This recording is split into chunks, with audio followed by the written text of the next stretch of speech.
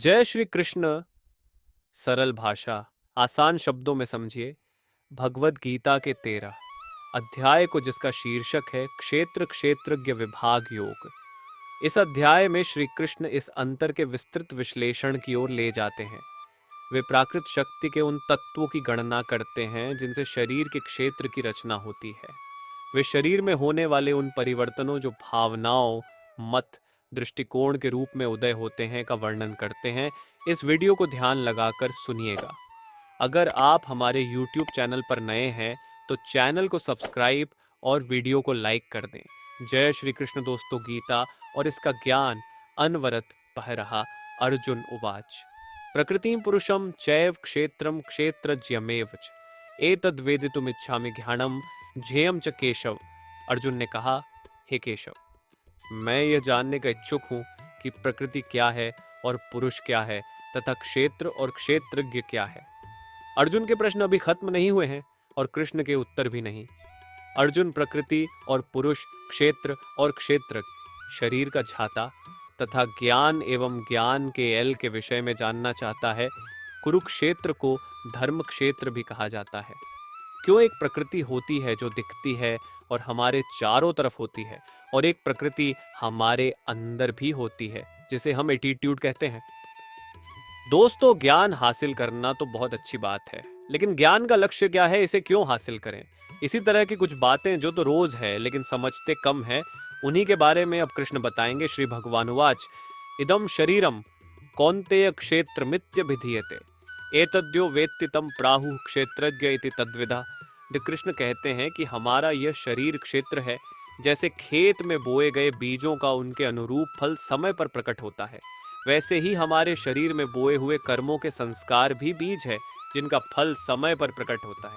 इसलिए हमारे शरीर का नाम क्षेत्र भी है, और जो इस बात को जानता है उसको क्षेत्रज्ञ कहते हैं। बात को जानने से मतलब है कि जो इस बात का तत्व, इसका मर्म जानता है, ऐसे मनुष्य को ज्ञानी कहते हैं। जिस तरह से एक किसान अपने क्षेत्र का ध्यान रखता है, ठीक वैसे ही हमें भी अपने शरीर का ध्यान रखना होता है। क्षेत्रज्ञम चापि माम विद्य सर्व क्षेत्रेषु भारत।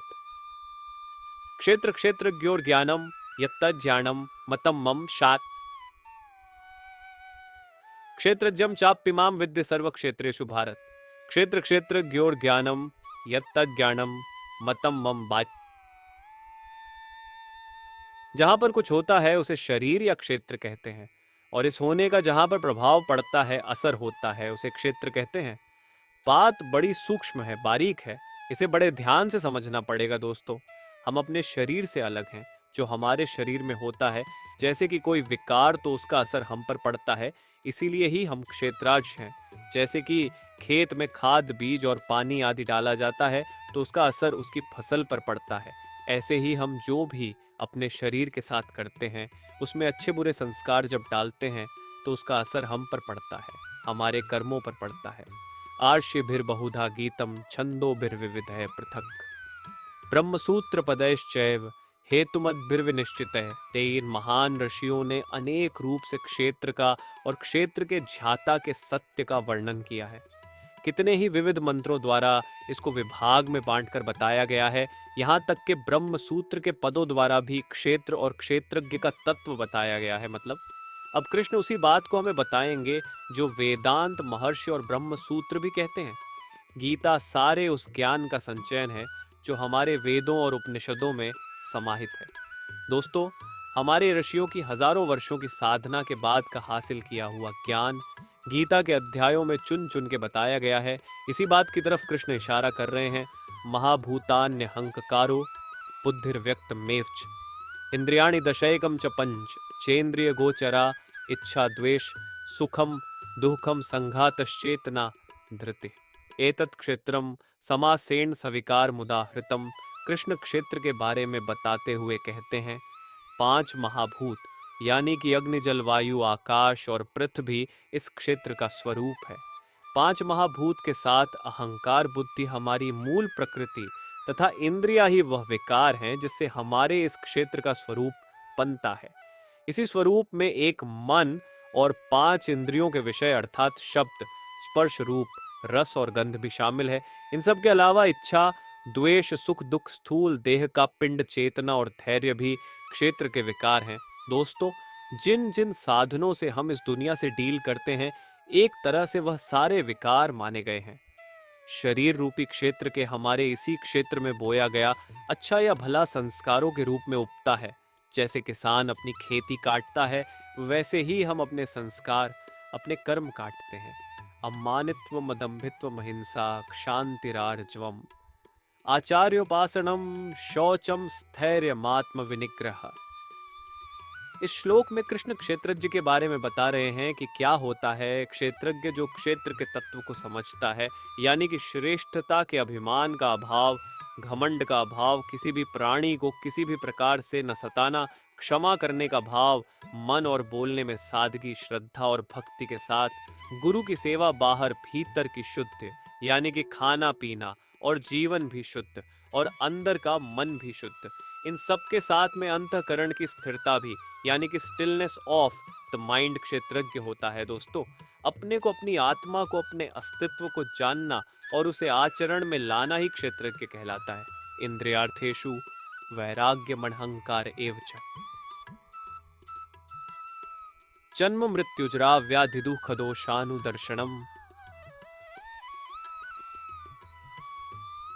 इस लोक और परलोक के संपूर्ण भोगों में आसक्ति का अभाव होना चाहिए। हमारे इस लोक के लालच में ही हर कोई हुआ है घर, पैसा, आराम की जिंदगी, और इतना ही नहीं, जो इस लोक के लालच से बचा है वह परलोक के लालच में फंसा है, जैसे कि स्वर्ग। इन दोनों लोगों की आसक्तियों से हमें कैसे बचना है, यही क्षेत्रज्ञ है। क्षेत्रज्ञ बनाने के लिए हमें यह भी सोचना जरूरी है कि हम में अहंकार का भी अभाव कैसे हो। जन्म, मृत्यु, जरा और रोग आदि में दुख और दोष क्यों होते हैं, इसके बारे में बार बार विचार करना ही क्षेत्रज्ञ है। असक्तिर्नभिष्वंगः पुत्रदारगृहादिषु नित्यं च समचित्तत्वमिष्टानिष्टोपत्तिषु।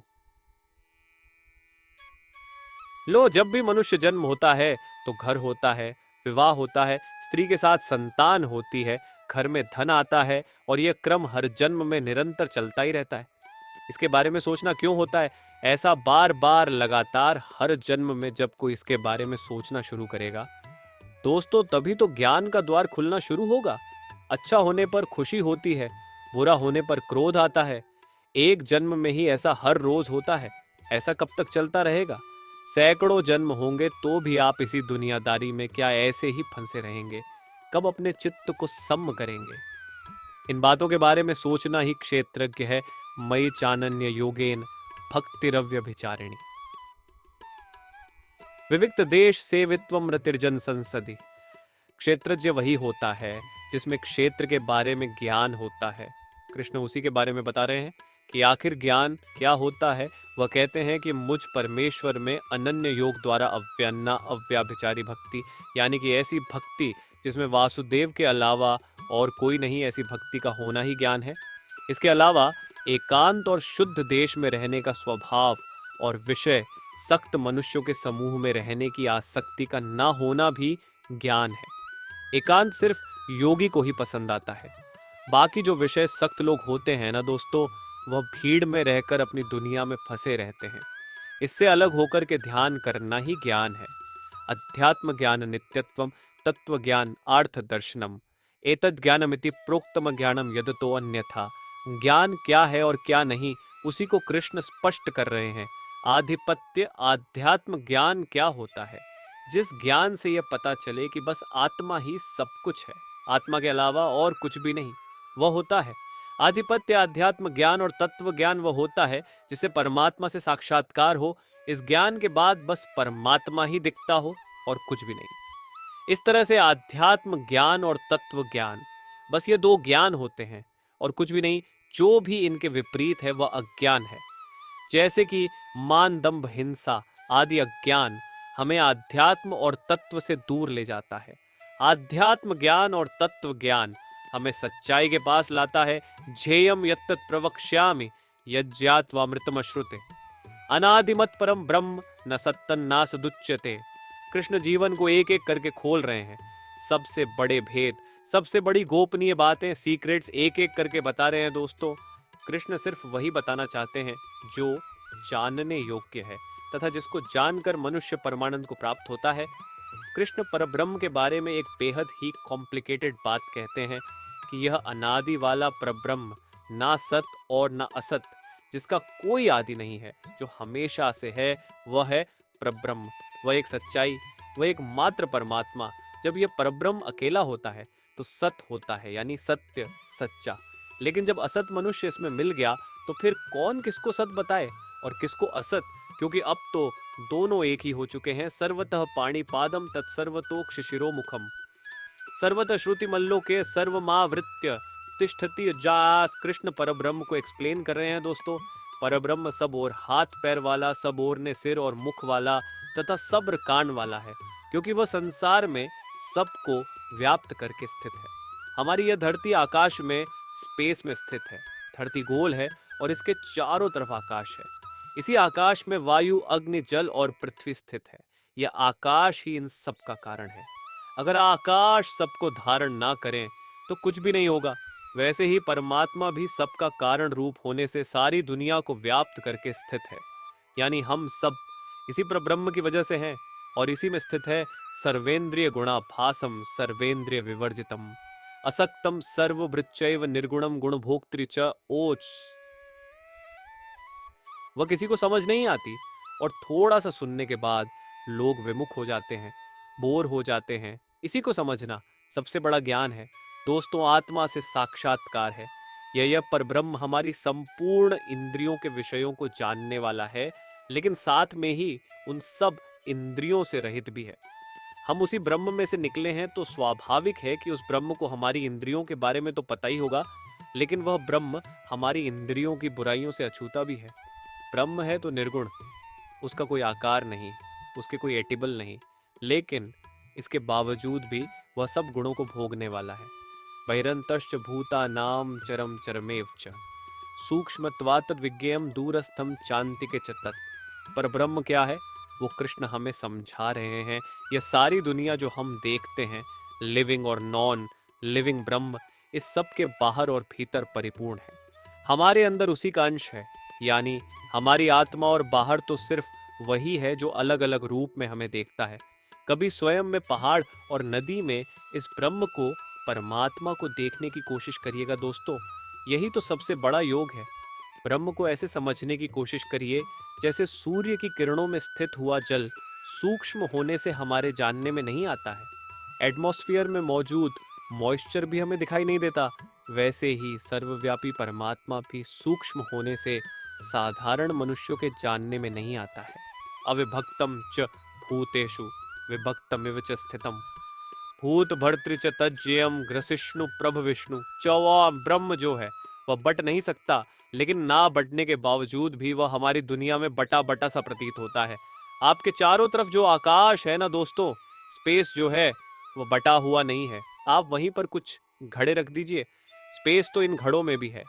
तो जो अभी बटा हुआ नहीं था वह अब इन घड़ों के आकार के अंदर पट गया।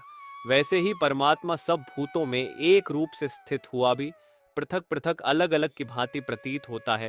ब्रह्मा, विष्णु और महेश की त्रिमूर्ति को समझाते हुए कृष्ण कहते हैं कि परमात्मा विष्णु रूप से भूतों को धारण पोषण करने वाला और रुद्र रूप से संहार करने वाला यानी शिव जी, तथा ब्रह्मा रूप से सबको उत्पन्न करने वाला है। ज्योतिषाम्पि तज्ज्योतिस्तमसः परमुच्यते ज्ञानम झेयम ज्ञानगम्यम हृदय सर्वस्य विष्ठितम। ज्योतियां की भी ज्योति है, जो भी अग्नि और प्रकाश आप देखते हैं उसमें जो ज्योति है वह वही परमात्मा है। ये परमात्मा बोध स्वरूप है, यानी ज्ञान का स्वरूप है। यही जानने के योग्य है, मतलब इसी को जानने की कोशिश करनी चाहिए दोस्तों। और ये परमात्मा प्राप्त होता है तत्व ज्ञान से। इस दुनिया में बहुत कुछ खरीद के या लेन देन से प्राप्त होता है।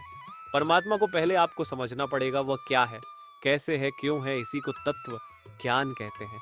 और तत्व ज्ञान हासिल करने के बाद ही परमात्मा आपको हासिल होगा, क्योंकि यह परमात्मा हम सबके हृदय में विशेष रूप से स्थित है। इसकी और कोई जगह नहीं। इति क्षेत्रम तथा ज्ञानम क्षयम चोक्तम समासता मद्भक्त एतद् विज्ञाय मद्भावा योपपद्यते बाब्दिक। हे अर्जुन, इस प्रकार से मैंने तुझे क्षेत्र, ज्ञान और जानने योग्य परमात्मा के बारे में बताया। मेरा भक्त इसको तत्व से जानकर मेरे स्वरूप को प्राप्त होता है। कृष्ण ने बताया कि हमारा शरीर ही क्षेत्र है। जिस तरह से खेत में बीज बोए जाते हैं, उसी तरह से हमारे शरीर में संस्कार बोए जाते हैं, जिसका कि हमको फल मिलता है। उस ब्रह्म का जो अंश हम में और हमारे बाहर है, उसको जानना ही सबसे बड़ा ज्ञान है। और इस ज्ञान की प्राप्ति के बाद रास्ता खुलता है। परमात्मा को हासिल करने का यही रास्ता या तो कृष्ण को पाने का है, या उस कृष्ण में खुद को विलीन कर प्रकृति पुरुषम चैव विद्यनादि उभाव पे विकारांश्च गुणांश्चय विद्य प्रकृति संभवान। इस श्लोक में कृष्ण प्रकृति और पुरुष के बारे में बता रहे हैं। प्रकृति और पुरुष, शिव और शक्ति, इन्हीं दोनों के साथ आने से ये दुनिया आगे बढ़ती है। लेकिन क्या है ये प्रकृति और पुरुष? कृष्ण कहते हैं कि अर्जुन, तू इन दोनों को अनादि जान, यानी कि दोनों ही हमेशा से हैं, सनातन है। और साथ में हमारे जो राग द्वेष आदि विकार हैं, वह भी प्रकृति से ही उत्पन्न होते हैं। किसी के लिए प्रेम या द्वेष जैसे भाव इसी प्रकृति में से आते हैं। और सात्विक, राजसिक और तामसिक 3 गुणों से बने जो पदार्थ होते हैं, वह भी इसी प्रकृति से ही उत्पन्न होते हैं। कार्य कारण कर्तृत्व हेतु प्रकृति रुच्यते पुरुषा सुख दुखानाम भोक्तृत्व हेतु रुच्यते। दोस्तों, कार्य और कण को समझिए। कार्य में क्या क्या आता है उसकी लिस्ट जानिए। कार्य यानी 5 महाभूत, आकाश, वायु, अग्नि, जल और पृथ्वी तथा शब्द, स्पर्श, रूप, रस, गंध। आइए अकरण को जाने, बुद्धि, अहंकार और मन तथा श्रोत्र, त्वचा, रसना, नेत्र और घ्राण। एवं इसके अलावा हाथ, पैर, उपस्थ और गुदा कार्य और कण दोनों प्रकृति से ही उत्पन्न होते हैं। इन्हीं कार्य और करण की वजह से पैदा होते हैं सुख और दुख। इन सुख और दुख को भोगने वाले को कहते हैं पुरुष। इस डेफिनेशन से आपको पुरुष और प्रकृति को समझने में आसानी होगी। पुरुष प्रकृतिस्थो हि भुंक्ते प्रकृति जान गुणान कारणम गुण संगोस्य सदसद्यो निजन्मसु। संदोष, पुरुष प्रकृति के बीच में खड़ा है और प्रकृति से पैदा हुए गुणों को वह भोगता है। इन गुणों को वह जिस तरह से भोगता है अथवा इन गुणों के साथ वह जिस तरह का होता है, वही आगे जाके अच्छी या बुरी योनि में जन्म लेने का कारण बनता है। जब सात्विक गुणों में आप समय बिताते हैं तो देव योनि में पैदा होते हैं। रजोगुण के संग से मनुष्य योनि मिलती है और तमोगुण यानी कि तामसिक गुणों के संग से पशु आदि नीच योनियों में जन्म होता है। दोस्तों, नीच से यहाँ अर्थ बुरे या गिरे हुए का नहीं है, बल्कि ये है कि वह योनि जो मनुष्य के जैसे सोच नहीं सकती, वह सोचती है जैसे पशु सोचता है। उपद्रष्टानुमंता च भर्ता भोक्ता महेश्वर परमात्मते चाप्युक्त देहस्मिन् पुरुषः परः। हमारे अंदर जो आत्मा है वास्तव में वही परमात्मा है, और क्योंकि यह हमारे अंदर है तो भी जो भी हम करें ये उसकी साक्षी है, विटनेस है दोस्तों, जिसे उपदृष्टा भी कहते हैं। इसके अलावा आत्मा अनुमंथाई, आत्मा अनुमति भी देती है। यही आत्मा भरता भी होता है, यानी कि भरण पोषण, हमारा पालन पोषण करने वाली भी। क्योंकि कृष्ण ने ही कहा था कि योग क्षेम मगा को बचाती भी है और आत्मा भोगता भी होती है दोस्तों, यानी कि भोग भी करती है। जब हमारी साधना बढ़ती है, सुहोती है, तो आत्मा हमारा यज्ञ और तप ग्रहण करती है। और जब आत्मा हमारी साधना ग्रहण करती है तो वह परमात्मा से मिल जाती है। यह एवं वेत्य पुरुष प्रकृति च गुणैः सह सर्वथा वर्तमानोपि न स भूयो भिजायते। वान्य सारी दुनिया माया के होने से क्षण भंगुर, नाशवान, जड़ और अनित्य है। एक शब्द में अगर कहूँ तो इम्परमानेंट है दोस्तों। जबकि जीवात्मा नित्य चेतन, निर्विकार और अविनाशी और उसी परमात्मा का सनातन अंश है, तो आप किसको पाने की कोशिश करेंगे, जो टेम्पररी है या जो परमानेंट है? इसी सब के ज्ञान को पुरुष और प्रकृति को तत्व से जानना कहते हैं। इस प्रकार पुरुष को और गुणों के सहित प्रकृति को जो मनुष्य तत्व से जानता है, वह सब प्रकार से कर्तव्य कर्म करता हुआ भी फिर नहीं जन्मता। जो इस सबसे बड़े ज्ञान को प्राप्त कर लेता है, वह जन्म मरण के चक्कर से बच जाता है। ध्यानेनात्मनि पश्यन्त केचिदात्मान मात्मना अन्य सांख्येन योगेन कर्म योगेन चापरे। जियान परमात्मा एक है, उसे देखने के अलग अलग तरीके हैं। आप अपनी पसंद के अनुसार उस तरीके को चुन सकते हैं। कृष्ण ने हर तरीके को समझाया है। उस परमात्मा को कितने ही मनुष्य शुद्ध हुई सूक्ष्म बुद्धि से ध्यान द्वारा हृदय में देखते हैं, यानी मेडिटेशन से अपने अंदर देख सकते हैं। दोस्तों अन्य कितने ही ज्ञान योग से उसको देखते हैं, यानी सांख्य योग। जब स्वयं की खोज में हम आत्मा का ज्ञान हासिल करते हैं तो परमात्मा मिलता है, और कई लोग इस परमात्मा को कर्म योग के द्वारा भी देखते हैं। जब हम अपने हर कर्म को निष्काम तरीके से कर सब कुछ उस परमात्मा को अर्पित कर देते हैं तो उसे ही प्राप्त होते हैं। अन्य त्वेवम जानन्त श्रुत्वान्येभ्य उपासते तेपि चाति त्रन्त्येव मृत्युम श्रुति परायणाः। परमात्मा को प्राप्त करने की कोशिश कई तरह के लोग अपने अपने रास्तों से करते हैं, लेकिन इनके अलावा कई मंद बुद्धि वाले पुरुष भी होते हैं। वह इन सब रास्तों को नहीं जानते, यानी कि साधना ज्ञान या कर्म योग से वह परमात्मा को प्राप्त करने के तरीकों के बारे में अनजान होते हैं। लेकिन वह दूसरों को सुन के, यानी कि तत्व के जानने वाले पुरुषों को सुनकर ही उनके जैसे उपासना करने लगते हैं। कमाल की बात यह है दोस्तों कि ऐसे मंद बुद्धि भी सिर्फ सुन के और उपासना करके मृत्यु रूप संसार सागर को निसंदेह तर जाते हैं। जो अच्छा करता है, सिर्फ उसके पीछे चलने से भी जो फायदा होता है वह कम नहीं है। इसीलिए कहते हैं कि संगत अच्छी रखनी चाहिए। यावत संजायते किंचित सत्वम स्थावर जंगमम क्षेत्र क्षेत्रज्ञ संयोगात्तद विद्य भरतर्षभ। मांड कृष्ण कह रहे हैं कि जितने भी जीव या निर्जीव होते हैं, यानी कि प्राणी या वस्तु, ये सब क्षेत्र और क्षेत्रज्ञ के संयोग से ही उत्पन्न होते हैं। क्षेत्र यानी कि शरीर, और उसके बारे में ज्ञान या तत्व क्षेत्र जन कहलाता है। क्षेत्रज्ञ ही मोक्ष का साधन है। क्षेत्र और क्षेत्रज्ञ के संबंध को आप घोड़े और रस्सी का संबंध भी मान सकते हैं। दोस्तों यहाँ पर घोड़ा क्षेत्र हुआ और रस्सी क्षेत्रज्ञ। जहां भी रस्सी जाए घोड़ा उसी तरफ जाएगा। बिना रस्सी के घोड़ा क्या कभी गंतव्य पर पहुंचेगा नहीं। जो पुरुष शरीर को माया से उत्पन्न जान ज्ञान हासिल कर लेता है उसका ज्ञान मिट जाता है। समम सर्वेषु भूतेषु तिष्ठन्तम परमेश्वरम विनश्यत्स्व विनश्यन्तम या पश्यति स पश्यति काम। जो परमानेंट नहीं है ना दोस्तों, अर्थात क्षण भंगुर है, उसको नष्ट होना ही है।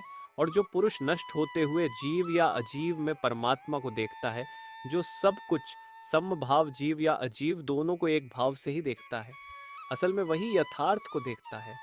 असलियत सिर्फ वही देखता है। दोस्तों जो जानता है कि क्या सच्चाई है और क्या मिथ्या। ये दुनिया जिसमें हम जीते हैं, इतना धन जमा कर ऐसे जीते हैं जैसे कभी मरना ही नहीं। ये सब तो मिथ्या है दोस्तों, लेकिन हम में से ज्यादातर ऐसे ही रहते हैं जैसे कभी नष्ट होना ही नहीं, जैसे हम अमर हैं। दोस्तों ये सच्चाई नहीं, ये मिथ्या है। समम पश्यन् हि सर्वत्र संवस्थितमीश्वरम न हिंस्त्यात्मनात्मानं ततो याति पराम गतम। जिसको हर किसी प्राणी में, हर किसी वस्तु में परमेश्वर दिखे, जो हर किसी को समभाव से देखे, वही ज्ञानी है। हमसे ज्यादातर लोग अपने शरीर को ही सबसे बड़ी सच्चाई मानकर एक झूठी दुनिया में जीते रहते हैं। इस दुनिया में फंसे रहते हैं और फिर एक दिन आत्मा हमारे शरीर में से निकल जाती है और हमारा ये शरीर नष्ट हो जाता है। उसके बाद कोई दूसरी योनि, कोई दूसरा शरीर मिलता है। अज्ञानी का ये क्रम आना जाना लगा ही रहता है। दोस्तों जो जितना बड़ा अज्ञानी होता है वो उतने जन्म बर्बाद करता है, लेकिन ज्ञानी सब में परमेश्वर को समान देखते हुए अपने जीवन को नष्ट नहीं करता। इसीलिए वह परम गति को प्राप्त होता है। प्रकृत्यैव च कर्माणि क्रियमाणानि सर्वशः य पश्यति तथात्मान कर्तारम स पश्यति। जोबान तीन गुणों से बनी हुई माया ही प्रकृति है। हमारे सारे कर्म मन, शरीर और वाणी के द्वारा ही किए जाते हैं और इन कर्मों के पीछे प्रकृति ही होती है। जो ज्ञानी होता है वह जानता है कि इन कर्मों के पीछे कर्ता प्रकृति है, आत्मा नहीं। हमसे हमारे कर्म हमारी प्रकृति करवाती है, आत्मा नहीं। दोस्तों ये बात सिर्फ ज्ञानी ही समझता है और इसीलिए सिर्फ वही यथार्थ को देखता है। बाकी सब अज्ञानी सच्चाई नहीं, मिथ्या देखते हैं। और क्योंकि वह मिथ्या देखते हैं तो दुनियादारी में लगे रहते हैं और कर्मों के बंधन में बंध के एक के बाद एक दूसरे जन्म में आते और जाते रहते हैं। यदा भूत पृथक भाव में कस्थम नुपश्यति ततेव च विस्तारम ब्रह्म संपद्यते तदा ज्ञानी पुरुष जब अलग अलग भावों में या अलग अलग भूतों में एक परमात्मा को देखता है तभी उसे ब्रह्म प्राप्त होता है। जब वह इस बात को समझ जाता है कि आत्मा से ही हर भाव या हर भूत या हर वस्तु का विस्तार हुआ है, तभी उसे ब्रह्म समझ में आता है। जैसे कि जब ज्ञानी को यह समझ में आता है कि आत्मा से ही प्राण, आत्मा से ही आशा, आत्मा से ही तेज, आत्मा से ही जल, आत्मा से ही अन्न का विस्तार हुआ है, आत्मा से ही यह सब प्रकट हुआ है, उसमें ही सब विलीन हो जाना है, तब उसे ब्रह्म समझ में आता है। अनादित्वा निर्गुणत्वात् परमात्मा यमव्य यह शरीरस्थोपि कौन्तेय न करोति न लिप्यते। दुनिया में जो भी कुछ होता है उसके पीछे कुछ ना कुछ कारण होता है। बारिश का होना, दिन और रात का होना, सब कुछ कारण की वजह से है। जिसका कुछ कारण नहीं होता उसे अनादि कहते हैं। जैसे कि ब्रह्म या परमात्मा उसी परमात्मा का ही अंश है। हमारी आत्मा अनादि भी है और निर्गुण भी। निर्गुण का मतलब है दोस्तों कि आप किसी डेफिनेशन या एटिबल नहीं कर सकते। जो अनादि होता है उसका कभी नाश नहीं होता। यही वजह है कि आत्मा शरीर में होते हुए भी शरीर के कर्मों में या संस्कारों में लिप्त नहीं होती। यथा सर्वगतम सौक्ष्यादाकाशम नोपलिप्यते, सर्वत्रावस्थितो देहे तथात्मा नोपलिप्यते। आकाश या स्पेस हर कहीं है, लेकिन इस आकाश में आप कोई रंग भर सकते हैं, क्या इसे मोड़ या तोड़ सकते हैं? वो इसलिए कि आकाश सूक्ष्म है।